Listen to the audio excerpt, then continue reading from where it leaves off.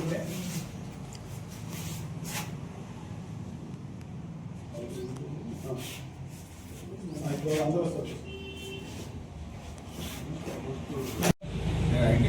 Senior నాయకుని కిషోర్ నాయక్ గెలిపించిన మీ అందరికీ మన ప్రజలందరికీ ధన్యవాదాలు. ఈ క్రమంలో వాళ్ళ నాయకుడు అని చెప్పుకున్న టీడీసీ వాళ్ళకి ఒకటే మనవి, ఎమ్మెల్యే క్యాండిడేట్గా ప్రవీణ్ కుమార్, కిషోర్ నాయక్ ఇద్దరు వెళ్ళడం జరిగింది. కిషోర్ నాయక్ మద్దతు ఇవ్వడం జరిగింది ఎమ్మెల్యే గారు. దాని ప్రకారం కిషోర్ అభ్యర్థి కింద మనం ప్రకటించడం జరిగింది. దానికి మద్దతుగా టీడీసీ, సిపిఎం, సిపిఐ, టీఆర్ఎస్ కొంత మిత్రులందరూ మద్దతు తెలిపారు. ఇప్పుడు టీఆర్ఎస్, టీఎన్టీసీ వాళ్ళు ఏదో మా అభ్యర్థి కింద వాళ్ళు పరిగణిస్తే అది సిపిఎం, సిపిఐ, కొంత టీఆర్ఎస్ బాగా వాళ్ళేం చెప్పాలి? ఇది ఏ రకమైన వాళ్ళ విధానం అనేది మాకు అర్థం కావట్లేదు.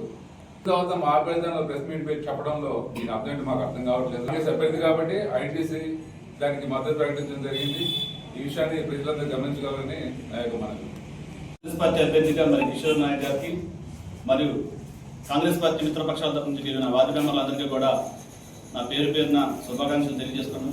ముఖ్యంగా నా 13వ వార్డుని మా కుటుంబ సభ్యులు గెలిపించిన ఓటర్ మహాశయులందరికీ కూడా నేను మరొకసారి ప్రత్యేక ధన్యవాదాలు తెలియజేస్తున్నాను. కాంగ్రెస్ పార్టీ అధికారంలోకి వచ్చిన తర్వాత ఫ్రీ బస్సు కానీ, ఫ్రీ కరెంట్ కానీ, లేదంటే ఇక్కడ స్పెషల్గా సారపాక పంచాయతీ తీసుకున్నట్టయితే దాదాపుగా 250 సిసి రోడ్లు, 2 వాటర్ ట్యాంకులు, దాదాపుగా ఒక ₹1 కోటి వరకు కూడా వాటర్ లైన్ పార్కింగ్ చేస్తున్నాం. జనాల్లో మేము ఆల్మోస్ట్ అందరూ వెళ్ళిపోయి అడిగిన ప్రతి ఒక్కరు కూడా అర్హులైన ప్రతి ఒక్కరికి ఇందిరా మిల్లు ఇచ్చాం, వైట్ రేషన్ కార్డు ఇచ్చాం. రాష్ట్ర స్థాయిలో ఉన్న పొత్తులో భాగంగా వీళ్ళు ఇక్కడ మాకు కలిశారు తప్ప ఎవరు ఉన్నా లేకపోయినా మేము ఖచ్చితంగా విజయం సాధిస్తామన్న నమ్మకం మాకు ఖచ్చితంగా. 6,000 కోట్లు ఇక్కడ ఉన్నాయి కాంట్రాక్ట్ కార్మికుల కుటుంబాలకి. మీరు కాంట్రాక్ట్ కార్మికులకి జీతాలు తగ్గించారు. మన C4, L4 పెట్టేసి వాళ్ళకు కూడా కష్టపడి 10,000 వచ్చే వాళ్ళ జీతాలు కూడా మీరు తగ్గించారు. మీరు కనుక మీ పార్టీ పేరు మీద అభ్యర్థిని తీసుకుని పోయినట్టయితే మిమ్మల్ని ఉరికించి కొట్టించే జనాలు అనేది నీ సభాముఖంగా తెలియజేసుకుంటా ఉన్నాను. 100% కాంగ్రెస్ అభ్యర్థి, సిపిఐ, సిపిఎం, టిఆర్ఎస్, తెలుగుదేశంలో కొంత భాగమే, ఎందుకంటే వాళ్ళ కూటమి ఉంది, కలిసి గెలిపించారు. కాంగ్రెస్ పార్టీకి మద్దతు ఇచ్చాము, కాంగ్రెస్ అభ్యర్థిని గెలుపొందించామని చెప్పాలి. చేతులు ముడుచుకొని కూర్చున్నారు. మీరు ఏం చేస్తున్నారండి? అసలు నువ్వు నీ నీచ రాజకీయాలు ఎలా ఉన్నాయో నీకు తెలుసు. నువ్వు ఎట్ట గెలిచినవో తెలుసు. వైసీపీ మద్దతుతో నువ్వు గెలిచి నీ ఆదినాయకుడి దగ్గరికి ఆంధ్ర వెళ్తే నీ ఆదినాయకుడు ఏమన్నాడో నీకు తెలుసు కదా. వైసీపీ వాళ్ళ మద్దతు ఎందుకు తీసుకున్నారు, మీకు సిగ్గు లేదా అని పదం వాడాడు, మీకు తెలుసు కదా. అయినా సిగ్గు లేకుండా ఇక్కడ నీచ రాజకీయాలు చేస్తున్నారు మీరు. అంటే అర్థం చేసుకోండి మీ యొక్క చరిత్రహీనత ఎలా ఉందో. కార్మికులు, సారపాక గ్రామ ప్రజలందరూ గమనిస్తూనే ఉన్నారు.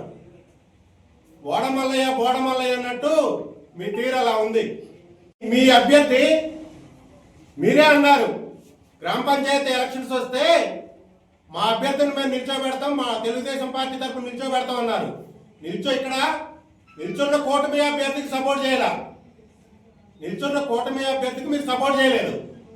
కానీ మీరు నిల్చోబెట్టిన చోట ఒక్క చోటనే ప్రచారం చేశారండి.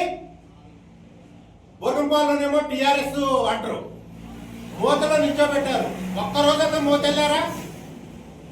అంటే మీ యొక్క నీచ రాజకీయాలు ఎలా ఉన్నాయో తెలుస్తుంది. ఇంకోటి కూడా చెప్తున్నా సోదరులారా, మనుగోలులో సమితి సింగారంలో మీ టీడీపీ అభ్యర్థి నిల్చున్నాడు.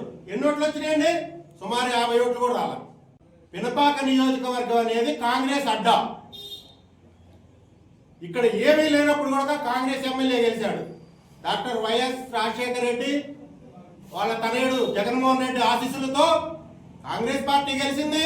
అలాగే వైఎస్ఆర్సీపీ తరఫున పాయంగాన్ని గెలిపించుకున్నారు. నీ స్వార్థ రాజకీయాలు ఎలా ఉంటాయంటే, నీకు దిక్కు లేక గతి లేక ఎవడు గెలిస్తే వాడు నా ఓడే.